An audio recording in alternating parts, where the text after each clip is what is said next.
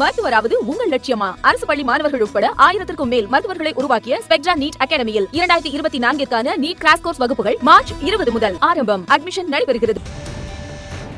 அண்மை செய்தி: திமுக வேட்பாளர்களின் பட்டியலை நாளை அறிவிக்கிறார் முதலமைச்சர் மு.க.ஸ்டாலின். கூடுதல் விவரங்களை வழங்குவதற்காக செய்தியாளர் ரமேஷ் இணைப்பில் இருக்கிறார். ரமேஷ், நாளைக்கு திமுக வேட்பாளர்களோட பட்டியல் வெளியாகி இருக்கு. இதுல யார் யாரின் பெயர்கள் இடம்பெற்றதுக்கு வாய்ப்பு இருக்கு? உத்தேச பட்டியல் என்னன்னு குறிப்பிட முடியுமா? நிச்சயமாக நாளை காலை முதலமைச்சர் வெளியிடுகிறார். 21 தொகுதிகளுக்கான வேட்பாளர் பட்டியல் வெளியாகிறது.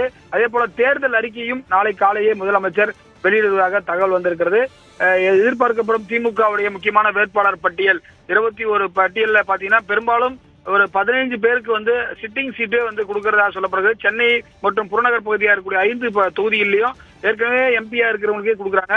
இது மட்டும் இல்லாம புதிதாக தற்போது போட்டியிடக்கூடிய கோவை, தேனி, பெரம்பலூர் போன்ற இடங்களுக்கெல்லாம் யார் போட்டியிடுவார்கள் என்ற ஒரு எதிர்பார்ப்பு இருக்கிறது.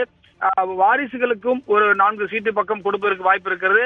கட்சியுடைய பொதுச் செயலாளருடைய மகன் கதிரானந்திற்கு, கட்சியுடைய முதன்மை செயலாளர் கே நேருடைய மகனுக்கும், அருண் நேருக்கும் இது போன்ற ஒரு 4 வாரிசுகள், பொன்முடியுடைய மகனுக்கு சீட் இருப்பதாக சொல்லப்படுகிறது.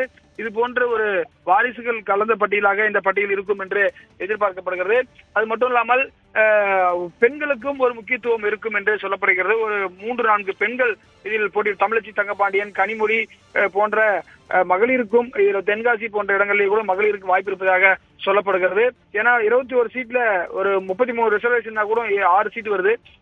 எனவே குறைந்தபட்சம் ஒரு 4 சீட்டாவது கொடுப்பாங்கன்னு எதிர்பார்க்கிறாங்க பெண்கள். முதியவர்கள், இளையவர்கள், கட்சியவர்கள் சீனியர் என அனைத்து தரப்பு பகுதிகளையும் சேர்த்து இளைஞரணியை சேர்ந்த நிர்வாகிகள், மகளிரணி நிர்வாகிகள் என மாவட்ட செயலாளர்கள் என கட்சியில் இருக்கக்கூடிய அனைத்து போஸ்ட்ல இருக்கிறவங்களுக்கும் வாய்ப்பு கொடுக்கணும் என்ற அடிப்படையில இந்த சீட்டு கொடுக்கப்படும் என்று எதிர்பார்க்கப்படுகிறது. அது மட்டும் இல்லாமல் தேர்தல் அறிக்கை, திமுகவுடைய தேர்தல் அறிக்கையை எதிர்பார்த்து அவங்க பாத்தீங்கன்னா ஒரு மாசத்துக்கு மேல கனிமொழி தலைமையில பல்வேறு இடங்கள்ல போய் ஆய்வு நடத்திட்டு வந்தாங்க. அந்த தேர்தல் அறிக்கையும் நாளையே வெளியாகிறது. எதிர்பார்க்கப்பட்டக்கூடிய நிலையில் இந்த யார் யாருக்கு மீண்டும் வாய்ப்பு, புதியவர்கள் யார் என்ற விவரம் நாளை காலை தெரிய வரும். நேற்றைக்கே நம்ம உத்தேச பட்டியல வெளியிட்டு இருந்தோம். அதுல பாத்தீங்கன்னா நீலகிரியில ஆராசா, தூத்துக்குடியில கனிமொழி, தஞ்சாவூர்ல SS பழனி மாணிக்கம் உள்ளிட்டவரும் இருக்காங்க. புதிய பெண்கள் அதுல பாத்தீங்கன்னா 5க்கு 30 பேர் அடிபடுது. தஞ்சாவூர்ல யாரு நிக்கிறார்கள் என்பதை நம்ம பார்க்கணும். ஆரணி, புதிதாக வாங்கியிருக்கக்கூடிய ஆரணியில யாரு, அதே போல தேனியில யாரு அப்படின்ற எதிர்பார்ப்பும் எழுந்திருக்கிறது.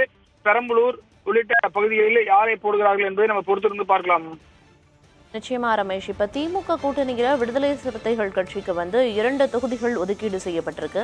அதுக்கான வேட்பாளர் பட்டியல் எப்ப வெளியாக இருக்கு? குறிப்பா அதுல யார் யாருக்கு வாய்ப்பு இருக்கு அந்த தொகுதிகளில் போட்டியிடுறதுக்கு? ஏற்கனவே விடுதலை சிறுத்தைகள் தலைவர் சொல்லிவிட்டார். சிதம்பரம் பகுதியில பேட்டி கொடுக்கும்போது நான் மீண்டும் சிதம்பரத்திலே போட்டியிடுவேன் என்று சொல்லியிருக்கார். தனி தொகுதியில அவர்களுக்கான அந்த சின்னத்திலே, பானை சின்னத்திலே போட்டியிடுவார்கள். விழுப்புரத்திலும் இந்த முறை பானை சின்னத்திலேயே KS அவர் ரவிக்குமார் அவர்கள் போட்டியிடுவார் என்று சொல்லப்படுகிறது. அவருடன் தற்போது சிட்டிங் எம்பியா இருக்கக்கூடிய ரவிக்குமாருக்கும் இந்த முறை வாய்ப்பு என்று சொல்லப்படுகிறது. 2 சீட்டு தான் வாங்கினாங்க. 2லுமே சிட்டிங் எம்பிகளே போட்டிடுவாங்க. கடந்த முறை 1 சீட்டு பானை சின்னத்திலையும் 1 சீட்டு உதவி சொல்லியிருந்தாங்க. இந்த முறை 2மே பானை சின்னத்துல போட்டியிட போறாங்க. இந்த மொத்தமே இன்னைக்கு 23 பேர் பட்டியல் வெளியாகிறது. இதில் எத்தனை பேர் வெற்றி பெறுகிறார் என்ற விவரம் ஜூன் 4ஆம் தேதி வாக்கு எண்ணும் போது நமக்கு தெரிய வரும். நிச்சயமா ரமேஷ், பல்வேறு தகவல்களை சொன்னீங்க. விவரங்களை வழங்கியதற்கு நன்றி.